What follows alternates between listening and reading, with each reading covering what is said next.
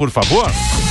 No programa de hoje, vamos falar do gravíssimo acidente aéreo nos Estados Unidos.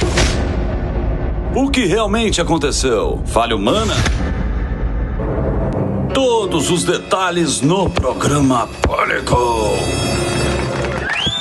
Ó, Zuzu. Você viu? O Fernando tá aqui para conversar com a gente, ele já é clássico aqui do programa.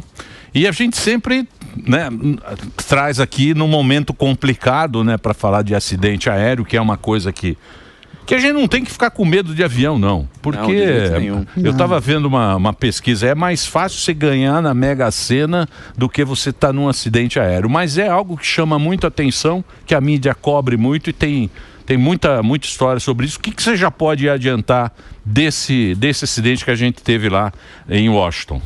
Bom, primeiro a gente tem que, né, fazer as nossas condolências às vítimas. A gente está falando aí de muitas vítimas de um acidente trágico e não sabemos ainda exatamente o número porque eles ainda estão trabalhando ali.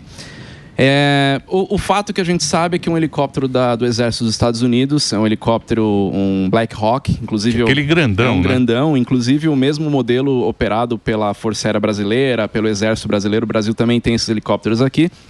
E um avião de fabricação canadense, que é um Bombardier CRJ-700. Então, as duas aeronaves colidiram. O avião, que tinha 64 pessoas a bordo, já estava chegando para pouso no aeroporto lá de Washington, né, o Reagan, e estava pouco mais ali de 1 quilômetro de distância do aeroporto. Acho que era 1 milha que ele estava para pousar, e isso para o avião é muito rápido, são segundos, né? Uhum. E o helicóptero, ele foi... o controle de tráfego aéreo ali de Washington, do aeroporto, a torre, solicitou para o helicóptero se ele estava visual com o avião. Isso tem gravado, isso é um fato que está gravado e já foi publicado aí essa fala. Não tem uma resposta clara do helicóptero, mas depois você escuta o controle falando separação visual aprovada. Ou seja, naquele momento o helicóptero ele passa a ter a aprovação do controle de tráfego aéreo, que ele está com a separação visual. Mais ou menos como a gente faz quando dirige um carro. Você está vendo o carro do lado, então você não vai bater no carro porque você está vendo. Uhum. Né? Então, o helicóptero ele foi solicitado para passar atrás do avião. E aí veio a colisão. E uma colisão dessas proporções, né? Bateram em cheio ali os dois aviões pelo vídeo que dá para ver, né? Tem até uma luz de explosão no ar, tem a imagem ali. É muito difícil qualquer aeronave conseguir continuar voando numa situação dessa, né? Então, esse é o fato que existe. É uma área, ali, ó, dá para ver exatamente o helicóptero se aproximando e aí tem essa luz forte, né? Que é a explosão e aí os destroços acabam caindo no rio. E aí nessa região aí de Washington é uma área muito movimentada, né? É um espaço aéreo que tem uma movimentação maior do que qualquer local aqui no Brasil, por exemplo. O espaço aéreo americano é muito mais movimentado do que no Brasil. Então, existem muitas aeronaves operando ali. Tem a questão também da comunicação com a torre de controle por parte de uma aeronave militar, que é o caso ali, um helicóptero militar, e também os aviões civis. Então, são frequências de controle, de comunicação diferentes. Uhum. Esse aeroporto, ele opera também a aviação militar. Então, é uma situação normal ter voos de aeronaves militares. É diferente para militar e para civil? É diferente o sistema? Nesse caso, a frequência, a banda de frequência ali da comunicação é diferente. Tá? Isso pode ser um dos... Pode haver um problema fatores, de comunicação, né? Ali. É um dos fatores. Sempre são vários fatores, né? Isso é importante afirmar. Um acidente ele não acontece por uma causa específica. Foi isso. Sempre fatores que vão contribuindo para que se chegue naquela situação, né? Então, o que foi reportado até pelo próprio Exército dos Estados Unidos é que esse helicóptero estava em treinamento, então tinham 3 pessoas a bordo, 3 militares a bordo, estava em um procedimento de treinamento. O avião ele estava vindo para fazer o seu pouso normal, o voo que veio lá de Wichita, no Kansas. Então, agora tem que entender o porquê que o helicóptero, o piloto não fez o desvio da maneira que foi solicitada pela torre, se ele de fato estava visual com essa aeronave, ou ele reportou que estava visual com outra, achando que era essa. Então mas esses aviões novos, não tem aquele, acho que é TCAS. TCAS é um tipo um... TCAS tipo, avisa e você desvia. Isso não funciona? Funciona. O TCAS é um equipamento que avisa os tráfegos em volta e te dá alerta para evitar colisão. Essa é a função do TCAS. No caso das aeronaves, quando elas estão abaixo de uma determinada altura, por volta aí de 300 metros, o TCAS ele já não te dá mais uma informação ele dá informação do tráfego, ele fala que o tráfego está lá e ele vai informando, mudando a cor da bolinha do tráfego que aparece no computador do avião, dizendo que ele está chegando mais perto e te dá o alerta. Porém, quando você está abaixo dessa altura de 300 metros, ele não te dá mais uma informação de manobra evasiva, ou seja, do que você pode fazer para evitar aquele tráfego. Então, se você está mais alto, o TCAS ele fala que tem o tráfego, se chega muito perto, ele já te dá um alerta, suba ou desça. Agora, quando você está tão baixo, já próximo do pouso, se ele te der a informação de desça, você vai bater no chão. Se ele te der informação de suba, você não tem como sair, né? Você não tem muito como fazer uma manobra evasiva, sair daquela situação. Se ele falar suba, você pode pegar um outro tráfego em cima. Então, por isso que ele tem essa questão de alturas diferentes. Eu falo altura porque realmente em relação ao chão, ao solo mesmo. Porque aí o cara já estava nivelado para descer, né? Ele já estava a segundos para tocar na pista. Ô, Fernando, então, nesse caso, assim... o piloto do avião ele não tinha o que fazer, que nem, sei lá, um exemplo, arremeter. Não dava. É possível, inclusive se pegar informações dos aplicativos de rastreio de aviões, mostra que parece que ele deu uma leve subida, mas não dá para entender por que ele fez isso, se foi só uma rajada de vento, o que exatamente aconteceu ali, sim. Porque é tudo muito rápido. Então, até você olhando ali no vídeo, né, o helicóptero ele se aproxima de forma bem rápida do avião e realmente é muito difícil o piloto enxergar aquela aeronave. O piloto ele está concentrando, quando ele está naquela posição para pouso, ali é um pouso por instrumento, mas a condição estava visual, né, dá para ver, ele está concentrado na pista.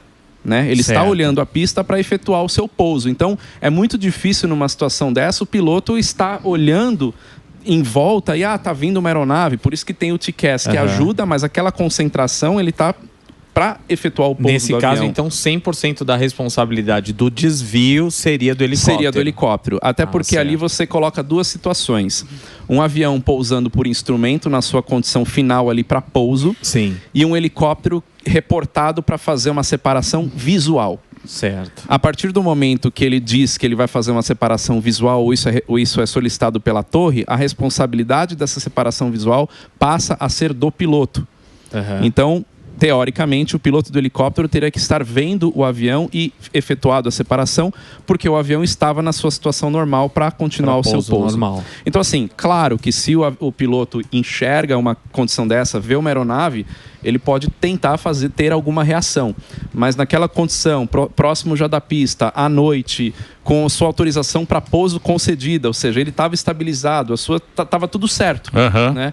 Então acaba sendo uma condição Ele está só olhando a pista lá, né? Já está olhando a pista para ele, já está ali o procedimento com esse normal. alarmismo que está tendo aí também de guerra, né? Tensões políticas, falaram que acordaram o Donald Trump 5 horas da manhã para avisá-lo, é um helicóptero, né, militar também. Você descarta também qualquer coisa terrorista ou algum ataque, pela sua visão foi um erro. Eu acho muito difícil, principalmente que a gente está falando de uma aeronave militar americana com militares americanos, do exército dos Estados Unidos. Então, eu acho que seria uma coisa muito fora da curva se algum tripulante, algum militar americano resolvesse jogar um helicóptero num avião civil. Eu descartaria essa possibilidade. Ô, Fernando, tem informação de sobrevivente ou não? Não, por enquanto não. Foram achados já vários corpos ali no rio, né? O avião muito caiu gelado em cima do rio. E tem essa questão também, né? Se já sobreviveu caiu, alguém você na lembra queda... quando teve aquele acidente que caiu um avião aí no rio? Lá nesse mesmo aeroporto? Sim, mas foi há muito tempo, anos 90, né? Sim, muito tempo teve sobrevivente ali, né? Teve. Nesse caso, o rio é muito gelado, então é muito difícil a pessoa cair num rio assim e sobreviver após um acidente, não morrer de hipotermia, alguma coisa nesse sentido, né? Mas eles estão buscando, estão procurando ainda. Foi à noite, com a condição do rio congelado, tinha pedaços de gelo no rio, né? Pelo que foi reportado, então não sei se já finalizaram. E o fato do impacto, a explosão também. A explosão no ar, né? Não, isso os aí bombeiros é um monumento. já Não, mas você que... vê aquele lá na Coreia, porra, dois se... Pois é. O que pegou fogo, né? E aquele da Coreia, chegou alguma informação Saiu nova? um preliminar ali dizendo que foram encontrados fragmentos de pássaros em um dos motores, então, de fato, o que foi reportado naquele momento, uma colisão com pássaros. Mas o que é muito intrigante naquele caso é que o avião ele pousou sem trem de pouso, né? E vale lembrar que o que faz o avião parar no chão, na pista, são os freios das rodas, como o carro. Ah, mas o avião tem reverso, tem os spoilers, né, que abrem nas asas para quebrar a sustentação? Sim, mas tudo aquilo é uma sequência de sistemas para aliviar... Primeiro o spoiler, né, que ele abre na asa assim, ele quebra a sustentação da asa para fazer o avião realmente ficar no chão, né? Depois o reverso, ele elimina um pouco o esforço do freio, mas o que para o avião de fato são os freios, né? A partir do momento que o avião pousa sem o trem de pouso, a gente tem um agravante. Tudo bem, tem o atrito no asfalto, isso daí vai segurar o avião, mas é um agravante. Então, o que tem que ser investigado agora é por que esse avião pousou sem o trem de pouso, deu um problema no sistema hidráulico, o impacto com o pássaro pode ter danificado alguma coisa, e aí a gente tem que aguardar. E uma outra coisa também que ficou, que está sob investigação naquele caso, é aquela edificação de concreto que tinha... O muro, né? Um muro ali, que era uma estrutura para segurar o sistema de pouso por instrumento da cabeceira oposta, ou seja, do outro lado da pista, né? Onde supostamente o avião deveria ter pousado. No fim, ele deveria ter pousado naquela e pousou na que ele pousou. Então, assim, quando aconteceu o acidente, o aeroporto lá ficou fechado por bastante tempo, acho que foram 15 ou 20 dias que o aeroporto ficou fechado, até para entrar nessa investigação. E isso é algo normal também, o aeroporto fechar quando acontece um acidente. Foi o que aconteceu em Washington também, que o aeroporto foi fechado imediatamente após o acidente. Sim, agora vamos começar a fazer a investigação e chegar a uma conclusão, que eles fazem lá um relatório final desse acidente. O daqui de São Paulo, aquele foi gelo mesmo? O do ATR? ATR. Saiu o relatório preliminar já 30 dias depois do acidente, o relatório final ainda está a investigação ainda está em curso, né? Mas o que saiu no relatório preliminar é que, de fato, teve a formação de gelo, mas, ao mesmo tempo, na aeronave tiveram vários alertas ao longo de boa parte do voo.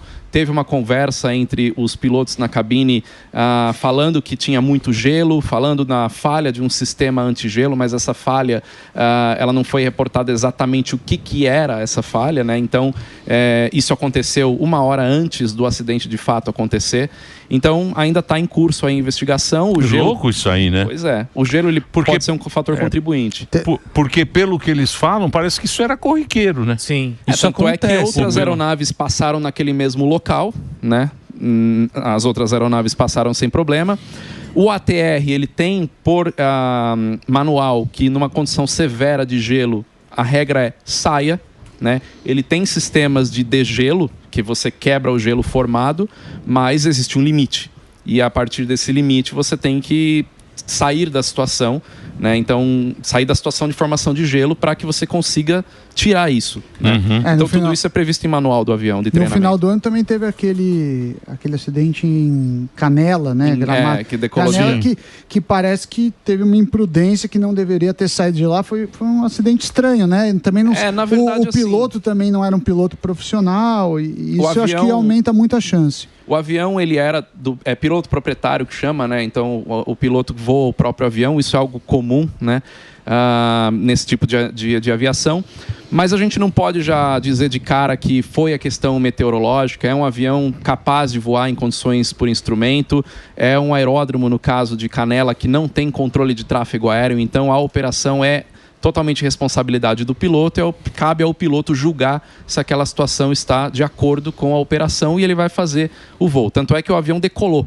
O avião saiu do aeroporto, né? Ele não caiu, ele não varou a pista, ou não foi nada no aeroporto. Ele decolou, guardou nas nuvens e depois caiu. Não, para mim, claro, cada um tem uma opinião, a maior besteira é quando a pessoa não é profissional e fala, deixa que eu faz o curso de piloto e pilota, porque, obviamente, o número de horas e a habilidade da pessoa, ela vai ser muito menos treinada que um profissional que faz isso. E muitos empresários acabam pilotando helicóptero, aviões, e eu vejo, não sei se você tem uma estatística disso, que me parece que a probabilidade de acidente é muito maior nesses casos. Sim, existe a estatística disso, que há mais acidentes na aviação geral do que na aviação comercial.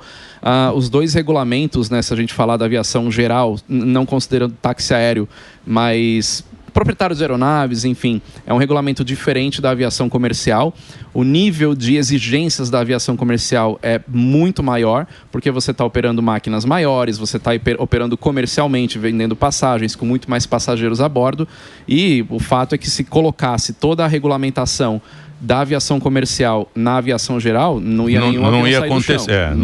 Não ia acontecer. Então, e na aviação comercial, você tem esse fato que o Sami falou, que os pilotos eles fazem aquilo todos os dias, eles são reciclados, o treinamento mais todos tempo os de anos, voo, né? Tem mais tempo de voo. Anualmente, a cada 6 meses, eles fazem vários treinamentos em simulador de voo.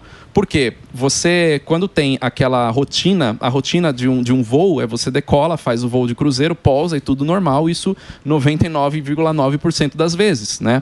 Então, os pilotos, eles precisam treinar adversidades, porque quando uma adversidade acontece, ele tem que estar preparado.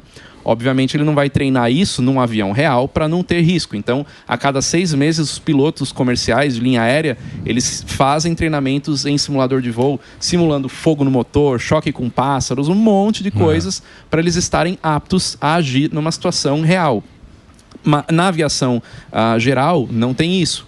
Existem 2 tipos de aeronaves. Existem aeronaves que você não precisa fazer um treinamento específico dela com simulador de voo, são aeronaves mais simples, e existem as jatos executivos, aeronaves mais complexas, que aí sim precisa de um treinamento de simulador de voo.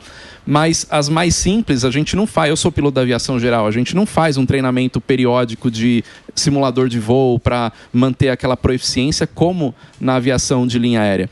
Fora que na linha aérea você tem uma repetição constante, você tem a mesma rota, por isso que é voo regular. Você tem a mesma rota, sai do mesmo lugar, vai para o mesmo lugar. Normalmente os pilotos que operam nesses aeroportos já estão acostumados. Vou dar o exemplo, no Brasil, os pilotos da Ponte Aérea Rio e São Paulo, eles só fazem aquele voo. Então o cara ele pousa em Congonhas, no Rio de Janeiro, umas 5 vezes por dia, todos os dias, né? Então ele está muito... decora o negócio. Ele decora o negócio. Mas também tem um problema. Isso também é um problema, né? Exatamente. O cara cansa. Afrouxada. O cara acaba vindo um excesso de confiança. E alguns acidentes acabam acontecendo, não na linha aérea, porque tem um rigor muito grande em cima. Mas eu já estou tão acostumado com isso daí que mesmo que o tempo esteja mais ou menos... Eu sei o que eu estou fazendo. E aí, assim, eu sempre falo que eu tenho medo de situações além daquelas que eu sou capaz de lidar. Então, eu não vou. Então, assim, eu não arrisco. Se eu estou voando um avião que não é para voo por instrumentos, eu não vou me enfiar numa situação de voo por instrumento. Então, a partir do momento que você perde isso, aí você começa a abrir margem para acontecer algum erro. Então, o que a gente faz na aviação é mitigar riscos o tempo inteiro. Então, independente de ser aviação comercial, linha aérea ou aviação geral, todos nós estamos dividindo o mesmo espaço aéreo. Todos estão voando. Sim. Então, quem é piloto de aviões de pequeno porte, helicópteros, tem que saber que o risco é o mesmo, independente da máquina que você está voando. Então, você tem que trabalhar mitigando todos os riscos, né, para diminuir o máximo possível e ser uma operação segura. E a aviação é segura. Legal. O Fernando manja muito. Demais. Agora, por exemplo, se você for pensar em segurança, parece que o ano passado 8 bilhões de pessoas utilizaram viagem de avião. Então, 8 bilhões, ou seja, em um ano a população inteira do mundo voou e tivemos não sei quantos acidentes. Pouco mais de 300 mortes. 300 mortes em 8 bilhões de Sami, faz a estatística aí, é 0,00001%. Então, fique tranquilo aí e a gente, lógico, vai dar essa notícia chateado, né? Porque são vítimas, sem dúvida. Mas, Sim, claro. Mas a gente confia também, tem que confiar aí nas nossas... Lógico. Não é? Não, com certeza. Dá Não era almoço. Você sabe isso que aí. Bom, tá bom, encerramos, né? Claro. Um grande prazer estar com Valeu, você gente. sempre. Obrigado, Will Fernando. Obrigado aí pela informação. Ó, ele tem um programa muito legal que é o programa Aéreo. Entra lá, o programa Aéreo, tem as redes sociais. do Fernando. Tá aí, ó, pra você nas redes sociais. É muito legal. Tem tudo sobre aviação no programa aéreo. Por trás da aviação. Fernando, obrigado aí pela sua participação. Valeu.